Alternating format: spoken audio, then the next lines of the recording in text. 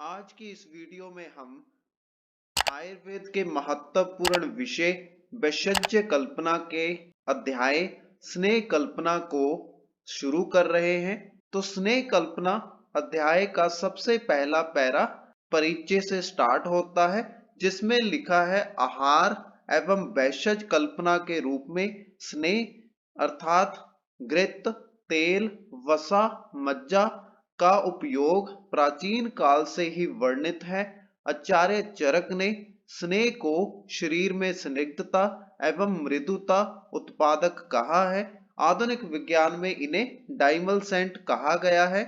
वैशज कल्पना अंतर्गत स्नेह को सिद्ध कर उपयोग में लाने के पीछे दो उद्देश्य परिलक्षित होते हैं, जो कि नीचे दो पॉइंट्स के बीच में लिखे गए हैं। तो सबसे पहले इस पैरे को समझ लेते हैं।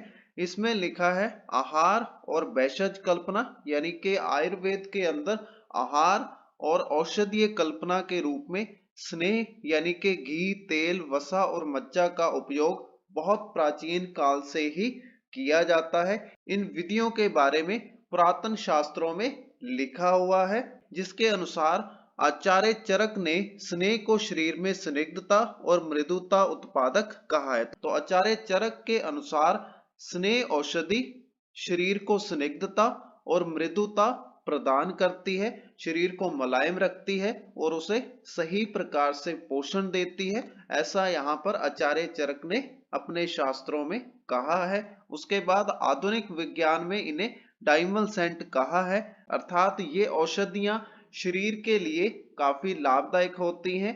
तो ये औषधियां डाइमलसेंट यानी कि सूजन और जलन को ठीक करने वाली होती हैं। इसके बाद लिखा है वैशज कल्पना अंतर्गत स्नेह को सिद्ध करके उपयोग में लाने के पीछे दो उद्देश्य परिलक्षित होते हैं, जो कि निम्न अनुसार सबसे पहला पॉइंट लिखा है स्वरस, कल्क आदि औषधि कल्पनाओं को यदि घृत या तेल के साथ सिद्ध कर लिया जाए तो इन्हें लंबे समय तक उपयोग में लाया जा सकता है। इस तरह औषधि की गुणवत्ता को लंबे समय तक सुरक्षित रखा जा सकता है।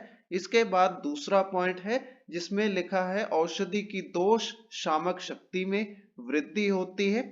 वर्तमान में चतुर्विध स्नेह में से बाह्य एवं अभ्यंतर प्रयोग के लिए तिल तेल और गौघृत को ही उपयोग में लाया जाता है। तो इसमें उद्देश्य का पहला पॉइंट जिसका अर्थात ये निकलता है, अगर किसी भी औषधि को घी या तेल के साथ सिद्ध किया जाता है या उसे पकाया जाता है तो उस औषधि को लंबे समय तक या तो उपयोग में लाया जा सकता है या उसे लंबे समय तक सुरक्षित रखा जा सकता है।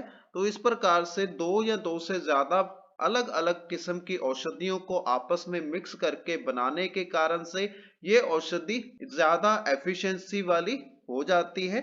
इसके बाद सेकंड पॉइंट के अनुसार है कि जब दो से ज्यादा अलग अलग टाइप की औषधियों को आपस में मिक्स करके बनाया जाता है तो उनकी शक्ति बढ़ जाती है और ज्यादा अच्छे से रोग को ठीक कर पाती है।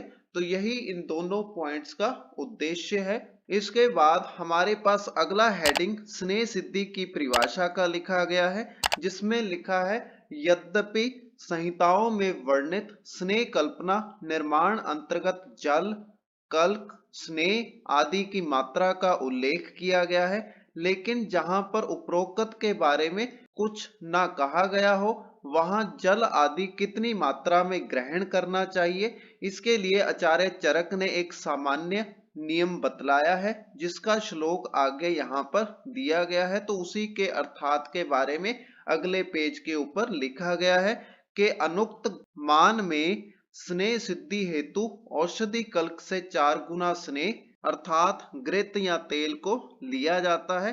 तो इसके अनुसार औषधि कल्क अगर 1 ग्राम है तो उससे 4 गुना यानी कि 4 ग्राम स्नेह औषधि यानी कि घृत या तेल को लिया जाता है। इसके बाद लिखा है स्नेह से 4 गुना द्रव द्रव्य ग्रहण करना चाहिए। तो स्नेह की मात्रा अगर 1 ग्राम है तो 4 गुना द्रव द्रव्य यानी कि स्वरस, क्वाथ और हिम आदि की मात्रा 4 ग्राम होगी। तो इस प्रकार से यहाँ पर स्नेह औषधि को बनाने के लिए कल्क, स्नेह और द्रव द्रव्य की मात्रा किस रेशो में ली जाती है वो यहाँ पर बताई है। इसके बाद अगला हेडिंग स्नेह सिद्धि हेतु दिन मर्यादा का लिखा गया है, जिसका सबसे पहला पॉइंट लिखा है दूध के साथ स्नेह पाक। तो इसमें 2 रात्रि पर्यंत लिखा गया है। तो 2 रात्रि पर्यंत यानी कि 3 दिन के लिए स्नेह पाक करना चाहिए। उसके बाद सेकंड पॉइंट स्नेह सिद्धि हेतु मर्यादा के अंदर लिखा है स्वरस एवं क्वाथ के साथ स्नेह पाक, जो कि 3 रात्रि पर्यंत लिखा है। तो इसमें 4 दिन के लिए स्नेह सिद्धि के लिए अग्नि के ऊपर औषधि को पकाया जाता है।